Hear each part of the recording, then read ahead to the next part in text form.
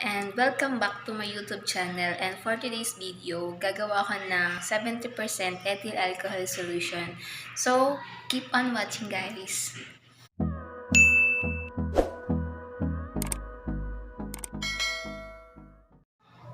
So, ayan, nagsuot tayo ng lab gown para sa pag natalsikan tayo ng mga raw mats or kahit anong mga solvent, hindi ma-irritate yung ating skin. Then, gloves, face mask, then goggles. So, eto naman yung mga gagamitin natin na equipment and raw materials. So, ethyl alcohol. Ang ating ethyl alcohol is 96.2% content of ethyl alcohol. Iba't iba kasing klase ng alcohol. Ang isopropyl alcohol, it comes from petroleum. And ethyl alcohol, it galing siya sa sugarcane, sa fermentation ng mga fruits extract. So, ang gagamitin nating ethyl alcohol is food grade. Then, meron ding deo alcohol perfume grade. Yun naman yung ginagamit sa paggawa ng perfume. So, yan. Hindi porket alcohol, alcohol lang tawag doon. Meron kasi iba't ibang variant ng alcohol. Ang isopropyl alcohol, ethyl alcohol. Yung isopropyl talaga, yung ginagamit as disinfectant sa 99.9%. Ganun. Then, ethyl alcohol is, yan, yung mga yan, ginagamit sa mga cosmetic and beverages. Then, yung Deo perfume alcohol grade. Deo alcohol perfume grade, yung ginagamit sa perfume para mas maganda yung blend ng amoy.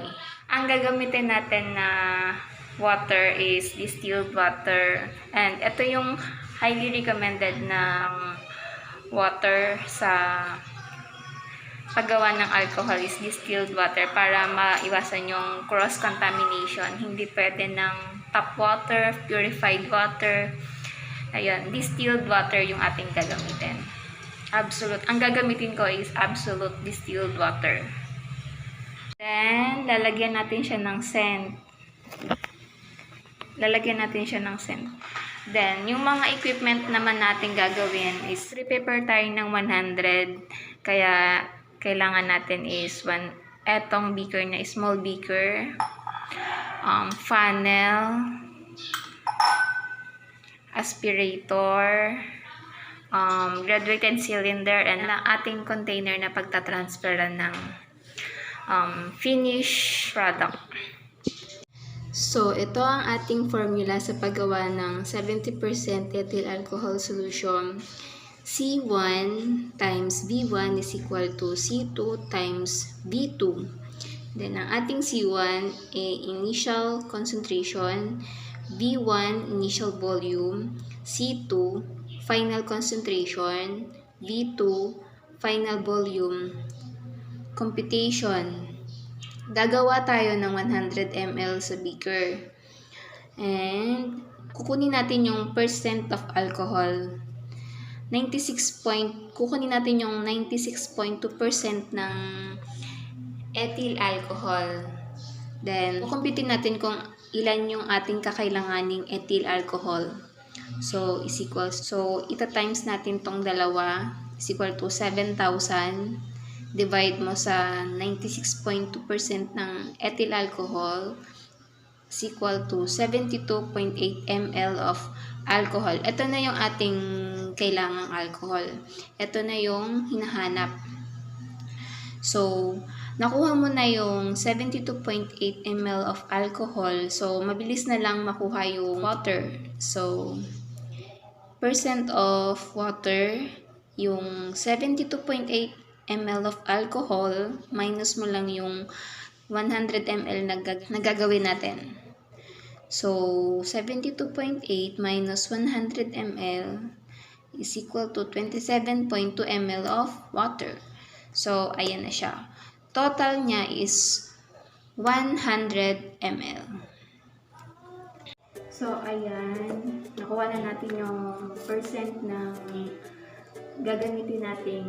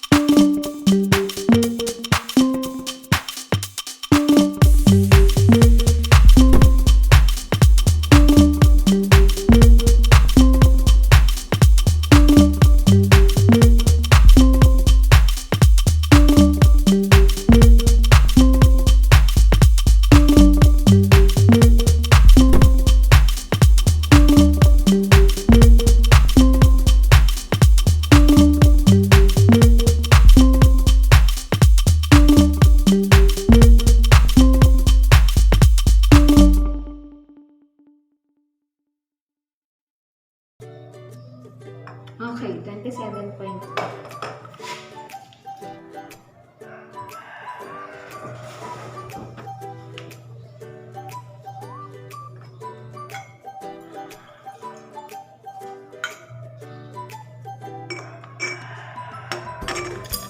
Then, haluin natin siya ng steering wheel.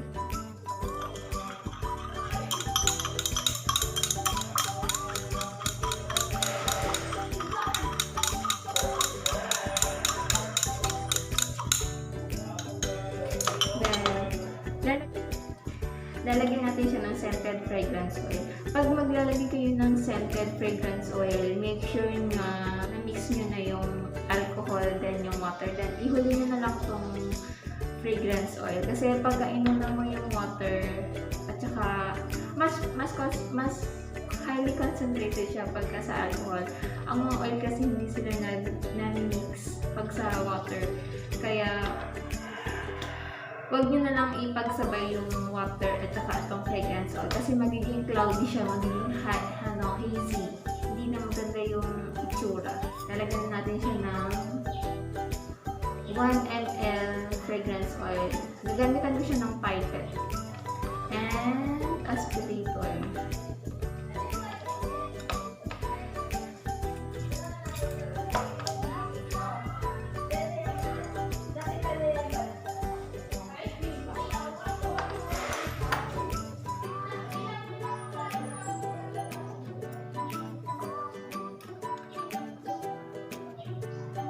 Okay, 1 ml. Pwede na rin siya ipanghalo para mas mabilis, para mas makuha mo yung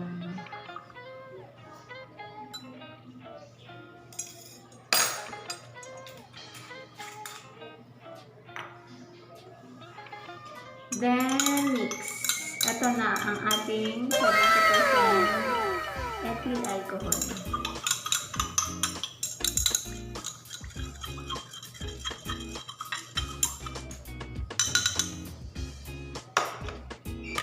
Ita-transfer na natin siya sa dito yung ilalagay. Ang mas highly recommended kasi is HDPE bottle, meaning HDPE kasi is high density polyethylene, and Lalo na kapag yung ethyl alcohol niya is pure kasi baka ano kasi siya, baka for precautionary safety na lang din kasi ang alcohol kasi is ano siya, flammable, highly flammable, kaya mas highly recommended kasi sa HDPE. Pagka ang alcohol nyo is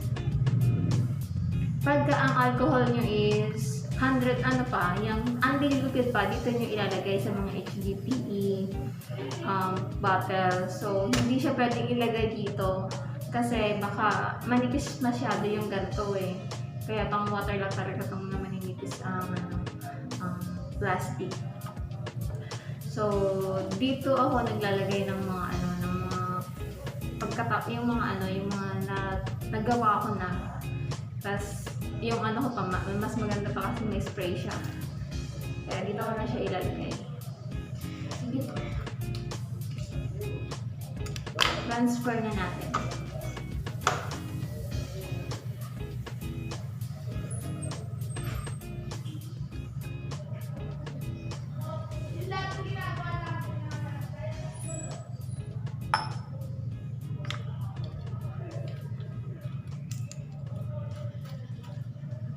So, ayan.